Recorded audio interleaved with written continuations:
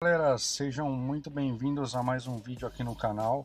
No vídeo de hoje a gente vai falar um pouco sobre assunto que é bem importante para quem está estudando desenvolvimento web ou APIs em geral, é a diferença entre REST e GraphQL. Há muita gente fica na dúvida qual que é o melhor, qual usar num projeto novo, se vale a pena, né, migrar de REST para GraphQL. E eu queria trazer um pouco desse conteúdo aqui no canal para trazer esse conhecimento para vocês.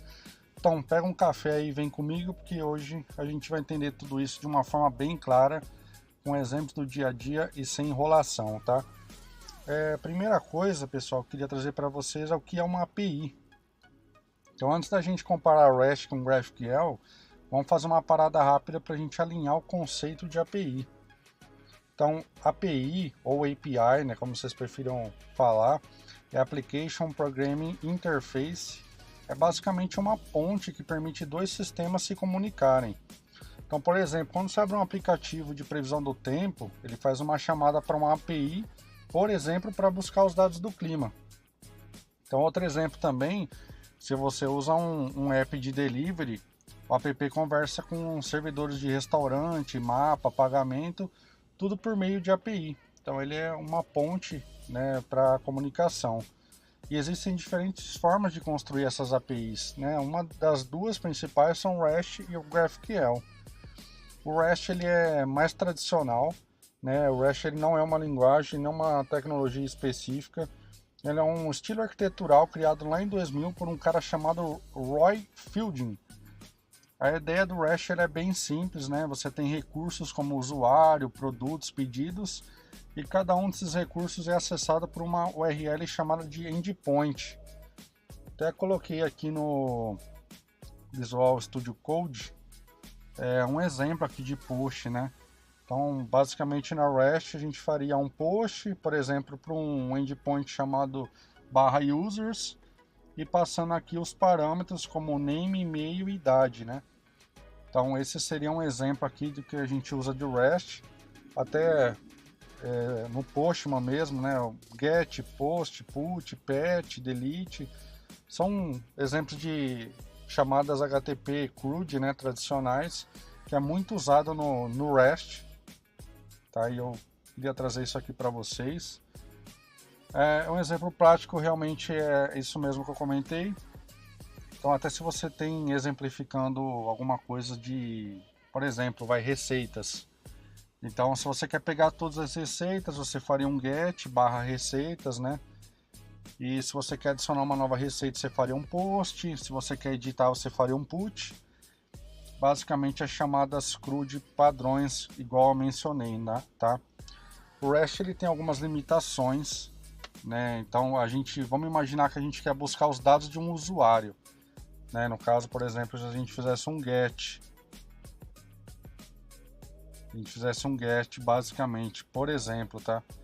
Então, no REST, a gente teria que fazer, por exemplo, um get /users o ID dele, por exemplo, ID 1, ID 10, né? Ou quiser pegar um post de uma publicação /users o ID daquele usuário e o ID do post. Né? Então, o resultado em si, se a gente for parar para pensar, são várias requisições, muito tráfego e mais complexidade no front-end. Então, outro problema disso é o overfetching, que é quando a API te manda mais dados do que você precisa. Então, por exemplo, supondo que eu tenho aqui mais vários campos, aqui endereço, número da residência, coisa desse sentido, se eu fizesse um get, ele iria me trazer tudo isso.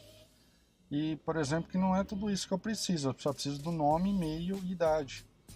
Então no REST ele acaba fazendo muita requisição porque ele basicamente ele traz tudo, né?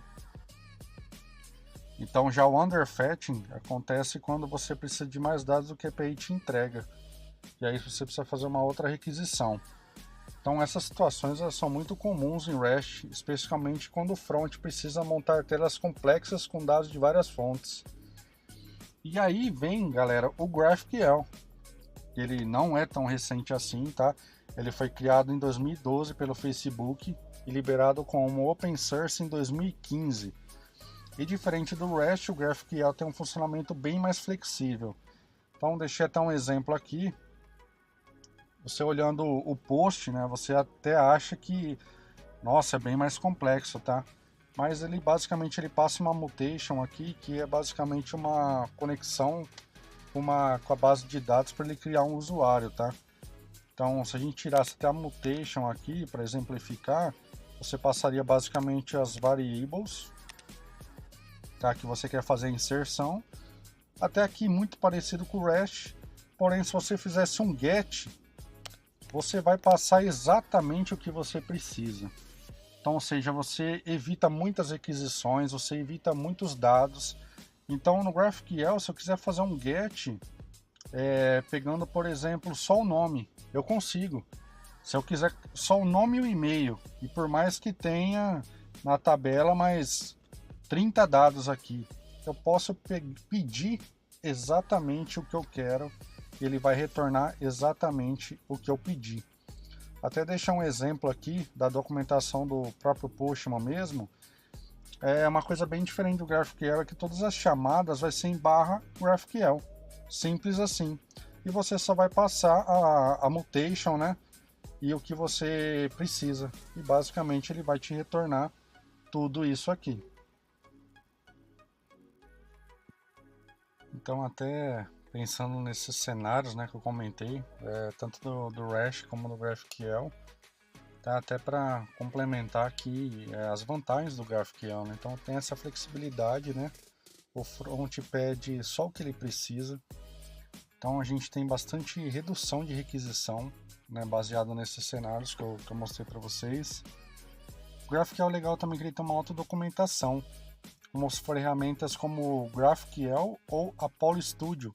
Então você consegue até explorar a API em tempo real. Isso é bem interessante, é bem legal. E tem uma forte tipagem. Com cada campo da API tem um tipo definido, então você sabe exatamente o que esperar da resposta. E como nem tudo são flores, temos também a desvantagem do GraphQL. O cache dele é bem mais complexo, né, do que um REST. Parte de segurança também.